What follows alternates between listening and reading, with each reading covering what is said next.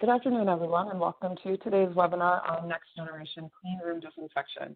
My name is Megan Parrish, and I'm the senior editor for Pharmaceutical Manufacturing Magazine, which is sponsoring today's event, producing today's event, but the event is sponsored by Ecolab. Today, we're going to talk about designing an effective clean room regime, the impact of the EPA Data Call In for the active ingredient PTAP used in disinfectants, along with European regulators constraining hazard classification for chlorophene, and how it may require pharma manufacturers to find alternative broad-spectrum biocide solutions for their clean rooms. Finding a compliant alternative isn't difficult.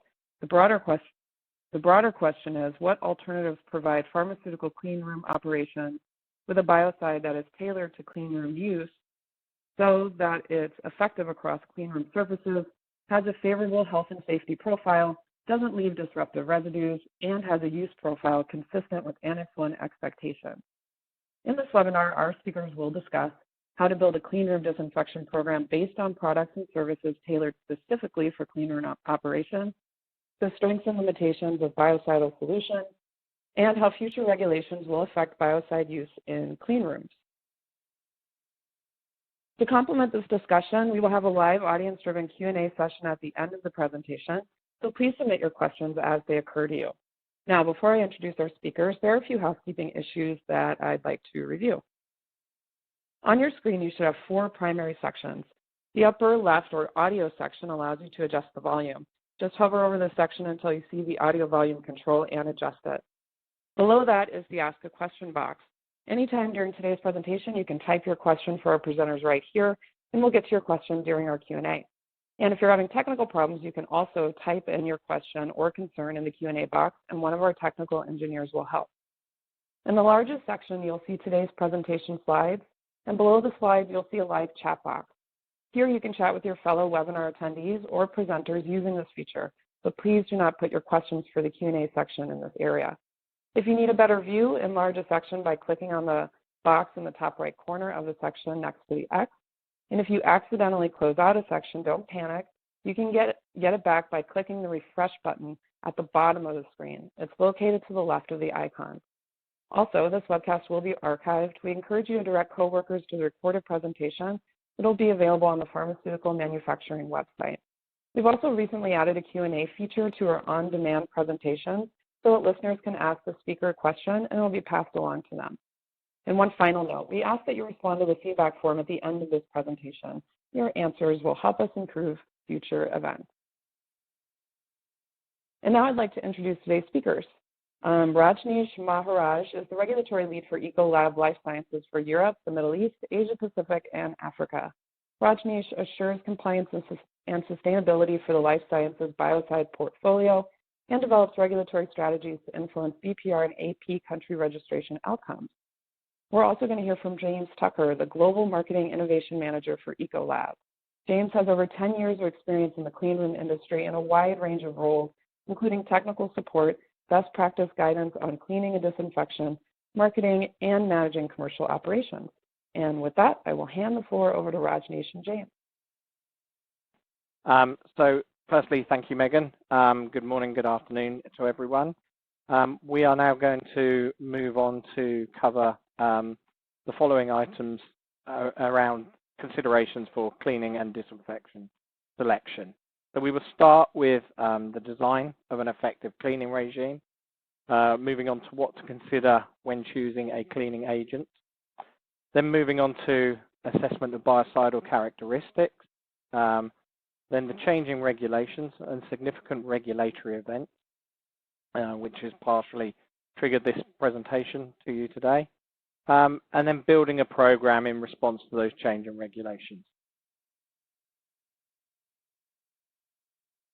So as with most things within the clean room environment, when we're designing an effective cleaning regime, and please note that I do call this a cleaning regime as opposed to a disinfection regime, which we will cover later in the presentation, there are key things that we need to do. Ensure that we balance the risk versus the benefit. Clearly, this is similar to what we do with lots of other things within the clean room environment, but we need to ensure that the risk is worth what we're doing. Also, solutions should be very simple and practical. Without these things, then they will never get implemented, or if they are implemented, they will not be followed properly. So if we go back to basics as we look at the cleaning regimes, there's some simple guiding principles. The principal aim of an effective cleaning and disinfectant regime: the microbial and particulate control must be appropriate to the grade of the area. So when we talk about ISO 5, grade A, etc., the control must be in line with those requirements as laid down in the regulation. The use of materials that will not damage the clean room surface and are safe for the operators. This is a critical element. We often see issues with corrosion, with operator acceptance, with PPE requirements, etc. So these become really critical elements. Also around the appropriate documentation and records in place to demonstrate compliance. We look at some of the 483 warning letters. Many of these reference failures within the ability of facilities to demonstrate compliance or document their compliance with the appropriate requirements.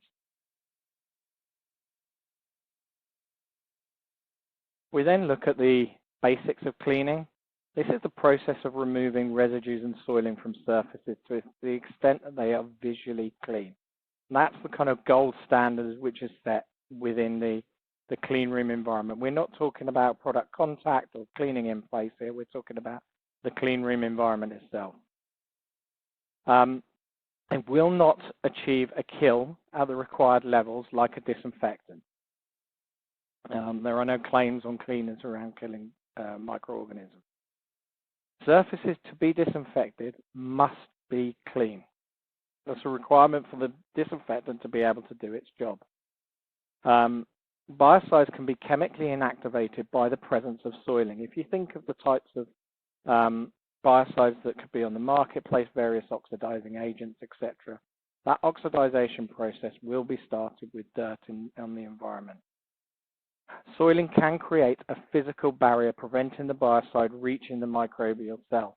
This is something which is explored more recently within the latest draft of Annex 1, and we'll discuss later as well.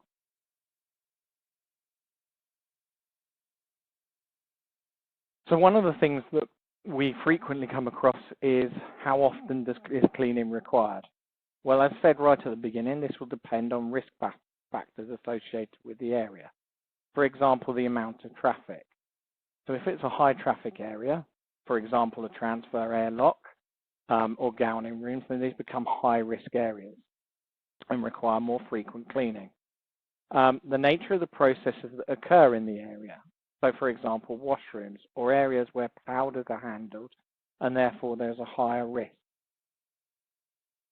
The types of biocides used.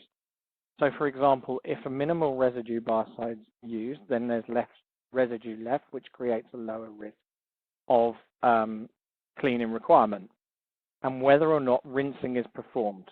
So traditional biocides are used without rinsing would lead to a high risk of cleaning requirement. Cleaning is often performed at convenient opportunities. So for example, in between biocidal rotation. As required is not a recommended procedure. This is a reactive behavior rather than a proactive behavior, which is encouraged within industry. So if we consider cleaning agents, what kind of things should be considered as part of the selection? Well, cleaning agents should have a known composition, and there should be control over that composition. There should be low or no foaming within the clean room environment. They should be compatible with all the surfaces that are cleaned, which is why very often you'll see the requirement for neutral detergents within a clean room environment. They should be easy to rinse and avoid residue formation. They should be compatible with the biocides that are in use. Otherwise, that would require an additional rinsing step. And of course, if they're used within ISO 5, grade A or grade B, ISO 5 or 7, depending if it's in use, then these formats should be sterile prior to use, as per the guidance. Okay, so if we now move on and consider disinfectant. The process of removing and destroying microorganisms and reducing them to an acceptable level is the requirement. There are several misconceptions with regard to disinfectants. Firstly, a common one is that there's a consideration that disinfectants will kill all microorganisms. But also a common misconception that disinfectant will solve all problems. So when a problem occurs, they're seeing an excursion, etc., then hitting it with a disinfectant is going to solve it. That is not getting to the root cause of the issue. Also, that disinfectants are so good you do not have to clean. As previously mentioned, and as we'll talk about later, disinfectants can be affected by the dirt levels, or not visible dirt levels necessarily, but dirt levels within the clean room environment. So when we look at the ideal biocide, what would be the perfect holy grail, if you like, of biocides? It would be able to kill all microorganisms.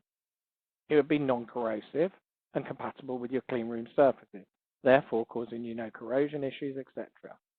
It would be safe to use, easy to use for your operators, no requirement for PPE, etc. It would leave no residue, so it would have no impact in terms of the residuals left in the environment, and it would be sterile for use in your grade A and B environment, your ISO 5 or ISO 7 areas. It would be fast acting, so you're not having to wait for the contact time, and ensures a wet contact time. It would be compatible with any other agents that you would be using, so your cleaning agents, your detergents, or your biocides. And it would be available in a variety of formats, so ready to use where you need it, in spray formats, in white formats, etc. And finally, it would be cost effective. It would be priced well, minimal time to prepare and use.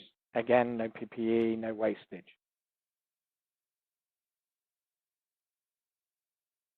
However, having considered all of those, at the moment, no one biocide will tick every box. There are trade-offs, to be made, and amongst all those different criteria. And the compromise is required to reach the right biocide for a specific application within the environment. So let's consider these in a bit more detail around some of the assessment of biocidal characteristics. So if we consider the environmental factors, if we increase the physical action, as per the left-hand side, then we get an increase in effectiveness. So by wiping, etc. So the different method of application will have an effect on the outcome in practical terms. We see in the center here, there's also a trade-off for the amount of contact time, the concentration of the chemistry, and the temperature is what the chemistry is used at, as to what the optimum result is. For example, if you're using in a cold room at +4, then that will likely have a detrimental effect on the chemistry and the ability to get the optimum efficacy. Also, what you'll find is as you increase soiling, then you will decrease activity or decrease effectiveness, because it will inhibit the chemistry from doing its job. And finally, at the bottom there, one of these things that we see very commonly and which requires validation on in-house surfaces is the surface type will have a significant impact on the efficacy of the disinfectant. So whether it's smooth, rough, hydrophobic or hydrophilic, or porous or non-porous, all of these things will have an effect on the outcome of this disinfection.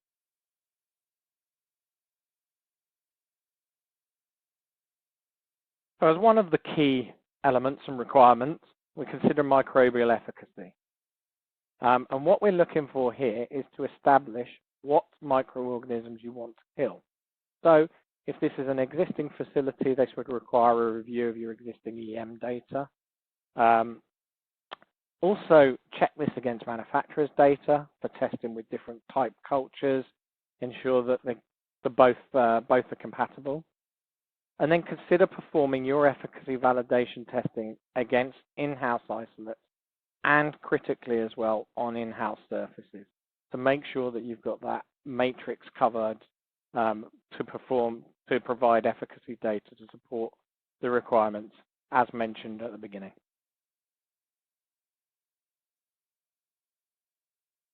Now, as we consider the microbial susceptibility to disinfectants, there are a range of different organisms which will be considered. So ranging from the left-hand side to the right-hand side, from the resistant to the most susceptible, you'll see this hierarchy of different organisms, with prions and bacterial spores being the most difficult. Bacterial spores notoriously difficult. In fact, USP 1072 telling us that actually, because of the aggressive nature of the chemistry required to kill bacterial spores, there is an expectation that these will not be used on a frequent basis, on a continual basis. And then we go down the cascade in reaching the more common type organisms that are challenges for more everyday disinfectants. Your bacteria, your mycobacteria, etc.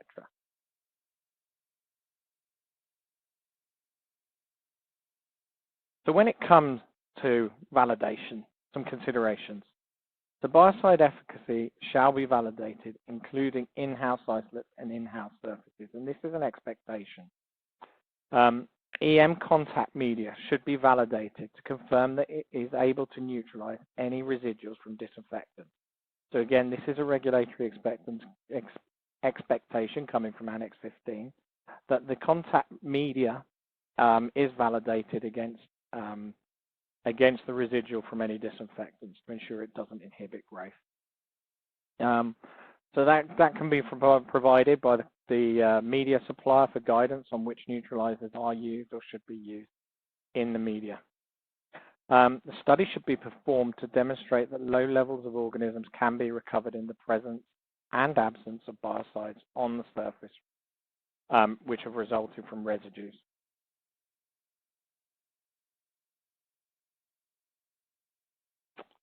When it comes to environmental monitoring trending, the trending on environmental data shall be performed and acted upon. This review would also often include a statement or a review of the disinfectant efficacy to simply state whether or not there have been any changes, whether anything within the EM is out of the scope or unusual for the disinfectant, to allow a kind of annual review and sign off of it. The EM trends can provide useful information with regards to the performance of various different characteristics of the environment. For example, the room itself, so any changes with surfaces, etc., or any surfaces which cause particular problems. The same with the equipment and the HVAC systems, and people, whether they're specific people or specific clean room behaviors that are causing recurring issues. The cleaning and disinfectant process as well. So are appropriate agents used for the organisms that are identified, and are they used at the appropriate frequencies?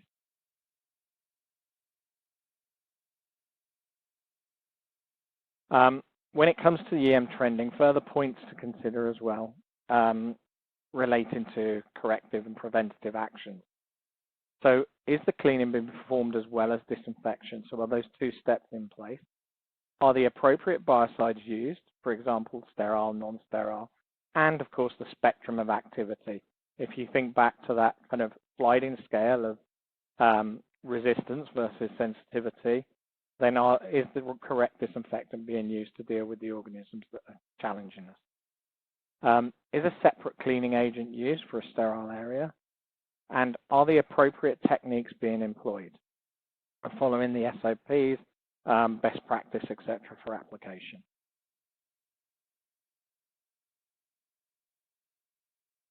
I'll now hand over to Rajneesh, who will talk you through the changing regulations and significant regulatory events.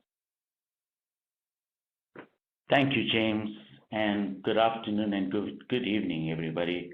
I'm going to be sharing some information regarding some key regulatory events that impact on pharmaceutical manufacturers. And this is based on regulatory developments as well as changing regulations. So the first of these significant regulatory developments has been in the US, where the environmental protection agencies known as the EPA has issued what's known as a data call-in on a phenolic biocide or pesticide known as para-tertiary amyl phenol, or as it's more commonly known as PTAP. So PTAP is used in some cleanroom disinfectants that are already registered in the US. And this data call-in has since triggered off a sequence of events that will require US disinfectant suppliers to discontinue selling PTAP-based disinfectant products. And this is expected to be by July 2020. So some of the questions you probably have in your mind right now is, so why has this data call-in been issued? And why are PTAP manufacturers not supporting this generation of additional studies for this data calling, and what are the implications for pharmaceutical manufacturers? So let's look at the PTAP DCI data call-in implications in a bit more detail. So what the EPA does, it continually reviews the amount of data that it's got on file on existing pesticides or biocides in the US market. Where they believe that they do not have sufficient data regarding toxicological data, safety, other safety data, efficacy data, the EPA requests this additional data from manufacturers of the relevant pesticide or biocide. In this case, what they've done is they've sent a list of additional data that's required on PTAP from the PTAP manufacturers in the US. So why have these manufacturers decided not to support this generation of additional studies? Well, the amount of data for this request is quite significant, and it's costly to generate, and it's probably going to cost at least $2 million to generate all the data, and obviously would take some time.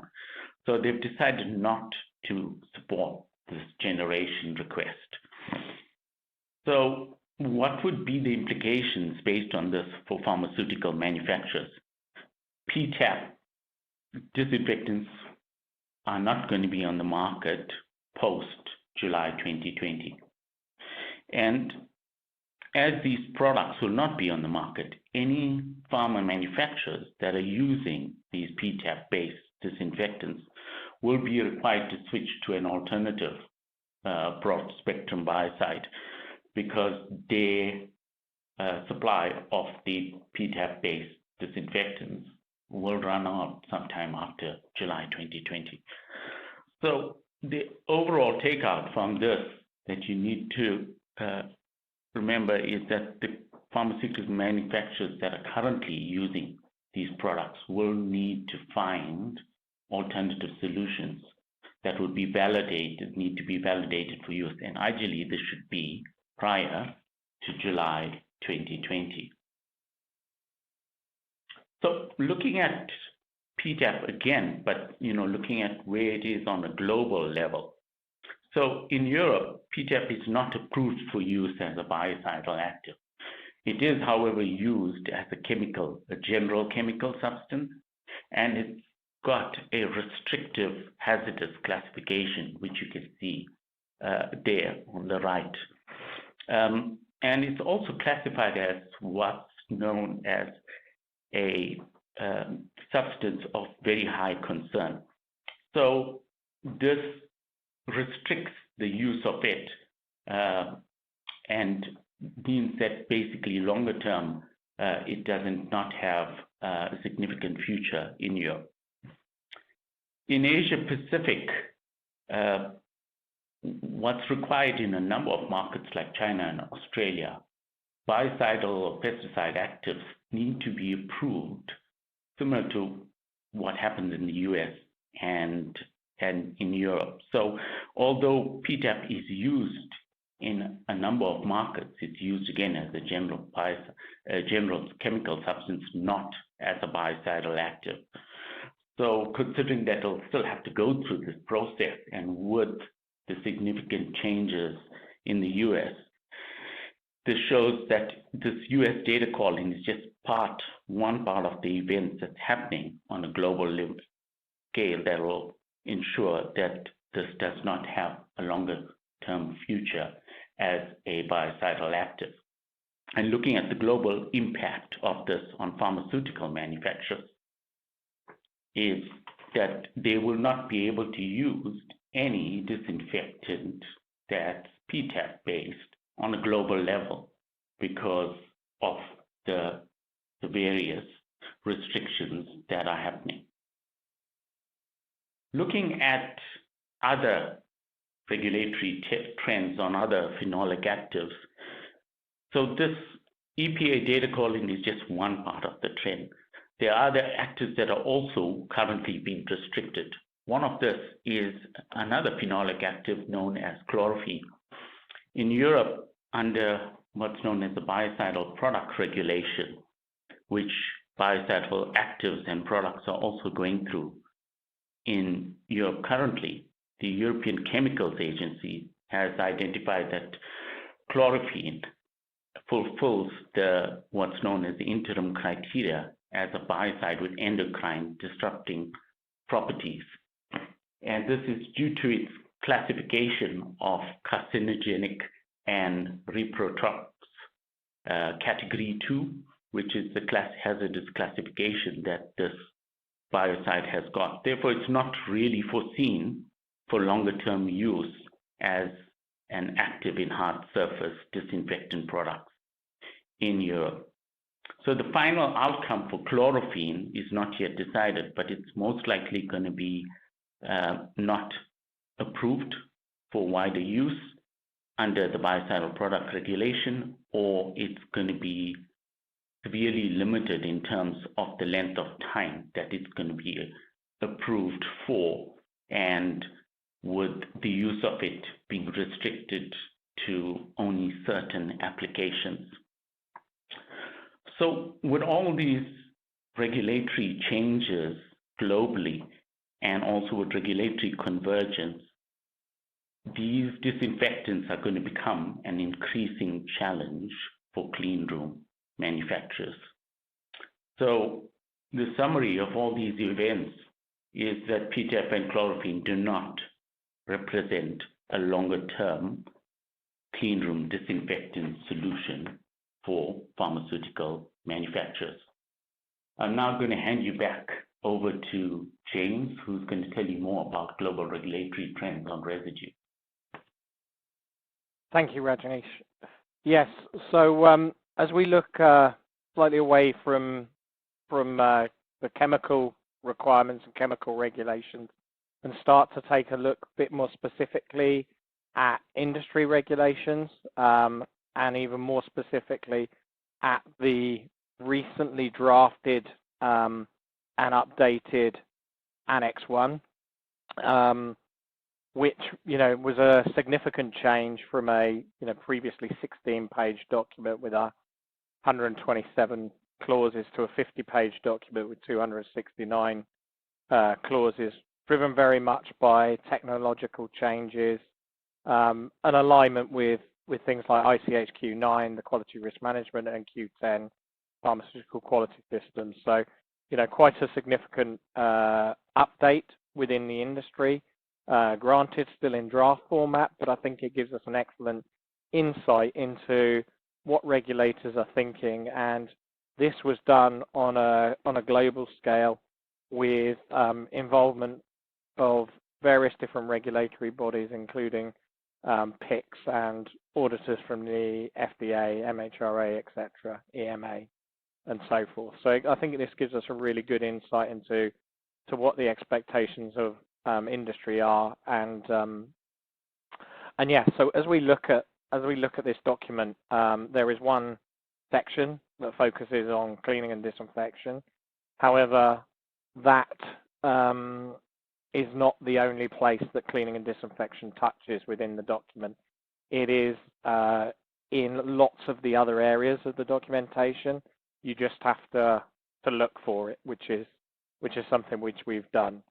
So we've divided it into kind of key areas that we can see the impacts happening from a cleaning and disinfection perspective. And the first of those is cleaning and disinfection itself. We see a very clear distinction being made between cleaning itself and disinfection.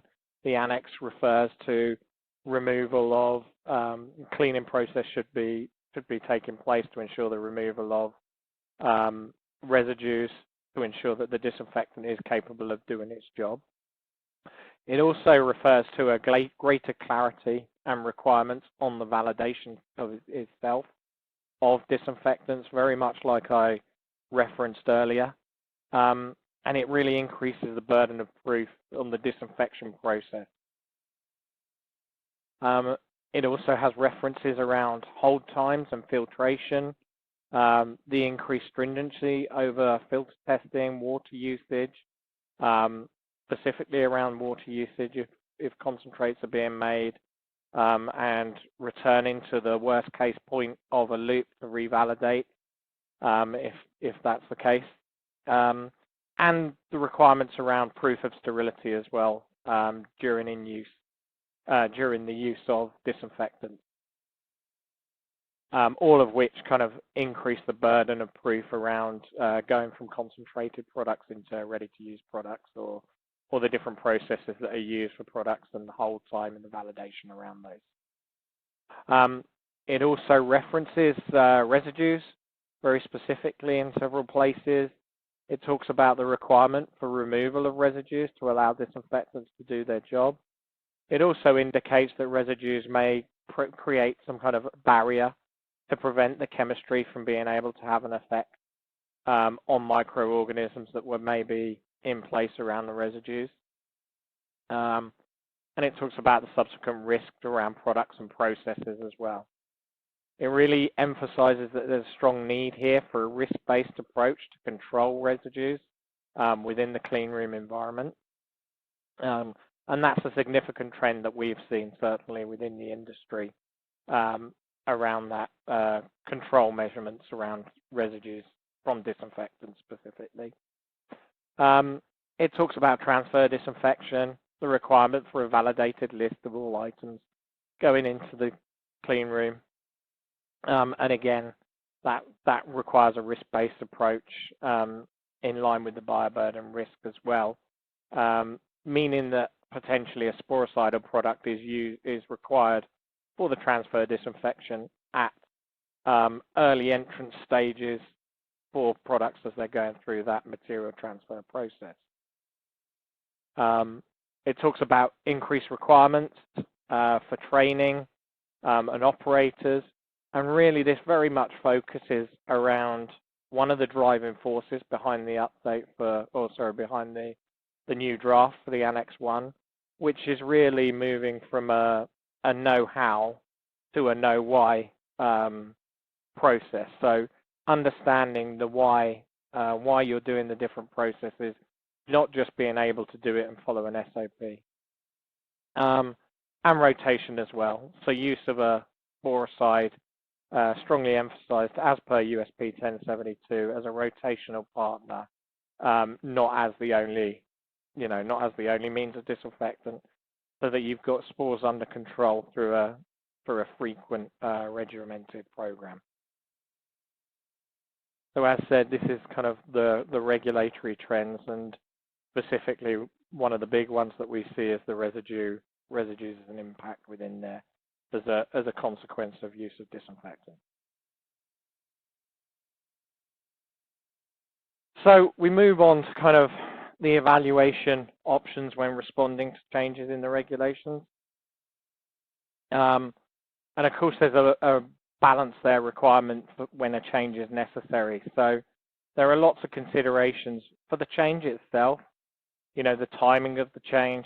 Rajni spoke specifically about some of those regulatory timings and the availability of those products within the market. Also things like testing and audit requirements. And then that will also kind of potentially lead on to considerations around availability of third parties where they're required. So availability of third-party suppliers in terms of being able to get in there and audit them, but also if you're outsourcing, for example, testing, could it create a significant workload? Is there the capacity within those third parties as well? Some of the change considerations themselves, so the supplier itself, whether or not it's a new or approved supplier, the product availability, so both geographically, the different sites that are in scope, etc. All of these things would come into the consideration of the change itself. The regulation adherence for suppliers. So Rajneesh, again, went through a lot of the details of kind of almost peripheral regulations, if you like, that affect the industry. So their ability and to adhere to those regulations. Stakeholders within the change consideration, both internally and externally. And then a consideration of like for like. Is it really a like for like? Is that change going to have any impact on the packaging format? Is that change going to have any impact on the production processes, methods, etc.? Is it going to have any considerations for shelf life studies, so on and so forth?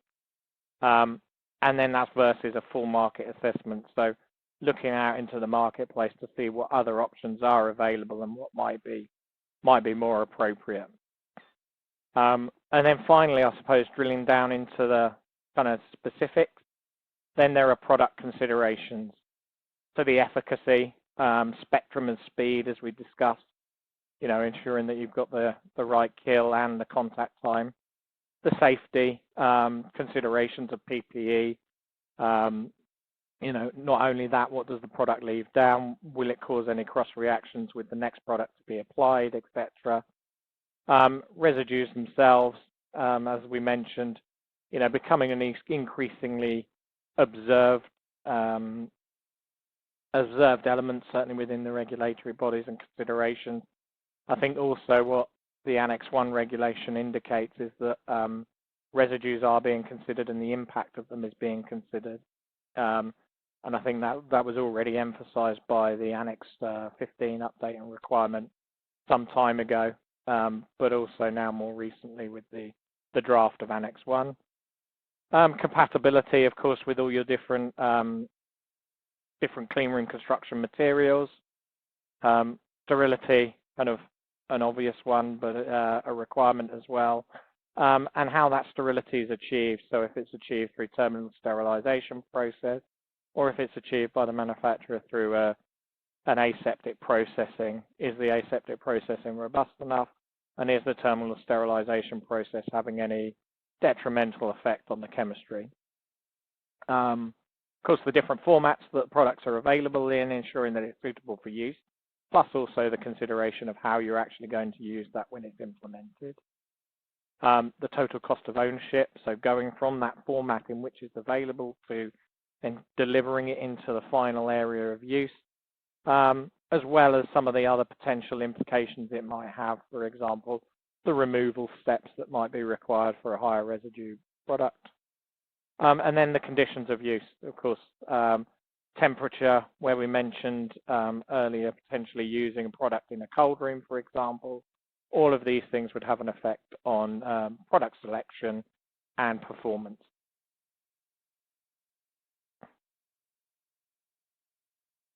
Okay, so just a quick slide to kind of introduce a minimal residue product, which is efficacious in a clean room environment, has significantly less corrosion, reduced risk to equipment. Minimal rinsing is required because of the low residue profile of the product, and a globally compliant product as well, which is available in most major markets, and a cornerstone of a globally harmonized clean room program with frequent use. And with that, I would like to thank you very much for your time and hand it over to the moderator. Okay, great. Thank you so much, James and Rajneesh, for that you. thorough presentation. Just a reminder, everyone, you can add a question for our presenters in the Ask a Question box on the left-hand side of your screen, and we'll do our best to get to all of your questions today in the Q&A session. Now, we already have some questions coming in, so I'm going to go ahead and jump into the Q&A session. James, my first question is for you. What is the current status of the Annex 1 draft? Thank you, Megan. That's a very interesting question because I'm sure the audience will have heard of a thing in the UK which is currently occurring called Brexit. As a result of Brexit, EMA, the European Medicines Agency, which was heading up the Annex 1 draft, has moved from the UK to the Netherlands.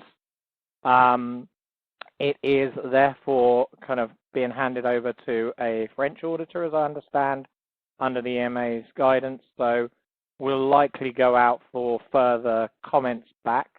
However, what I can say is that what we've seen already is that some regulatory bodies, for example, the TGA in Australia, have already started to audit against some of the requirements that are in Annex 1. So as I said, as part of the discussion around Annex 1, I think it gives us an excellent insight into what auditors are now considering and thinking, and I think we can expect to see auditing against it.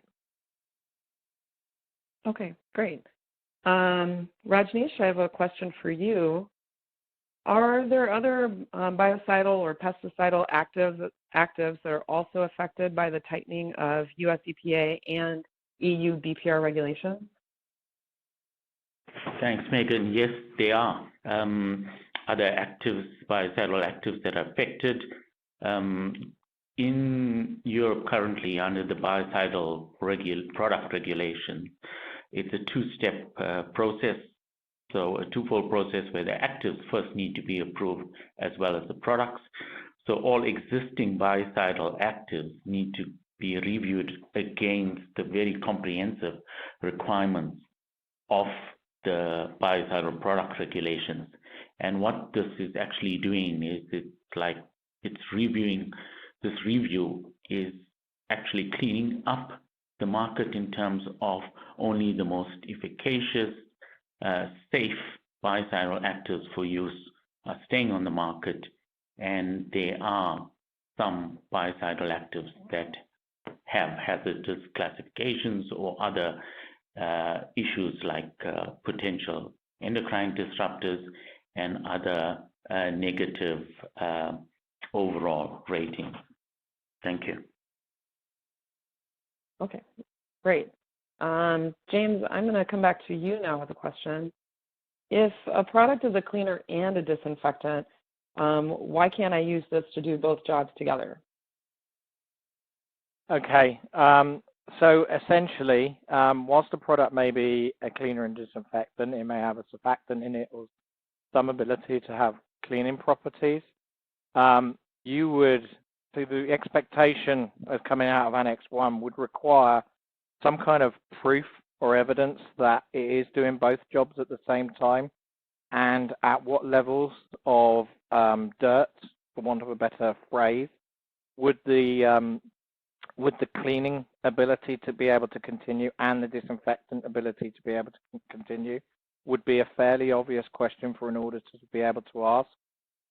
So I think it leaves very open and exposed to questions around the ability of the disinfectant to still be able to do its job under certain dirty conditions, and how well that's been validated, and how well you control the dirt levels within your environment versus the simple steps and processes required to have a cleaning step in place in line with common best practice.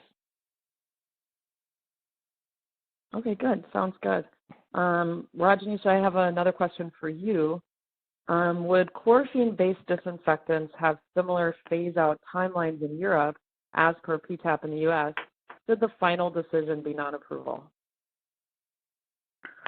So, Megan, the requirements are a bit different, and the process is a bit different. How it works is once the final decision is made on chlorophene in Europe, which is, imminent, and if it's not allowed, the authorities look at, how many products are using this, what's the overall situation in terms of how severe the situation is, even from the sort of negative decision that's finally made, and they will propose a timeline. This is on a case-by-case basis per biocidal active, but I would assume that the timeline for phase-out would be anything between 12 to 24 months from the time of the final decision. Thank you. Great. I have another question coming in, and I guess I'll let you guys decide who wants to jump in to field this question. It was indicated that phenols would not be available on the U.S. market after July 2020. It was my understanding that manufacturers could manufacture until July 2020, and that product would then be available until that product expires, which could be up to 2 years. Is that the case?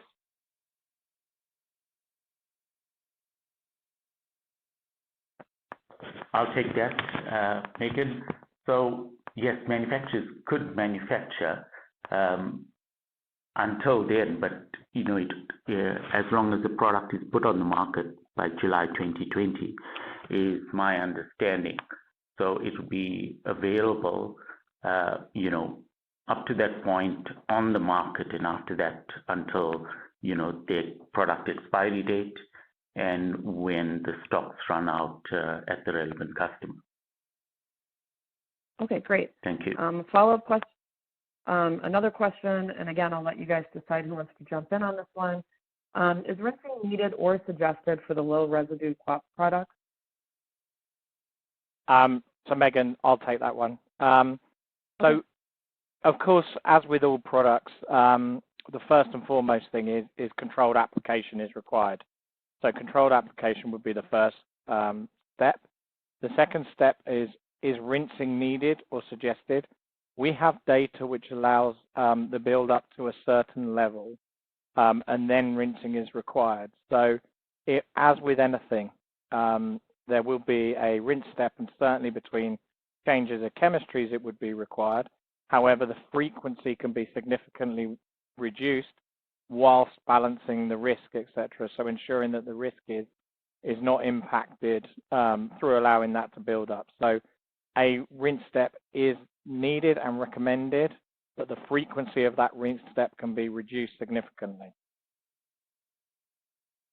Okay, good. Sounds good. Due to our time constraints, we're going to have to wrap the Q&A session there, but thank you so much to both of you for fielding all those great questions. Thank you so much to the audience for submitting questions. And if we did not have time to get to your question, we will be passing those along to the speakers, and they will follow up after the presentation. Just a final reminder to the audience, so please let us know your thoughts on this presentation by answering our brief survey, which will appear on your screen shortly. Your candid answers are appreciated, of course, and will help us craft future events. Remember that this webcast will be available on pharmamanufacturing.com. Feel free to log in to listen to it or view it again anytime, or share it with colleagues. We also encourage you to visit pharmamanufacturing.com to gain access to even more tools and resources aimed at helping you achieve on-the-job success. On behalf of everyone at Pharma Manufacturing and the folks at Ecolab, thank you so much for your attendance, and have a great day.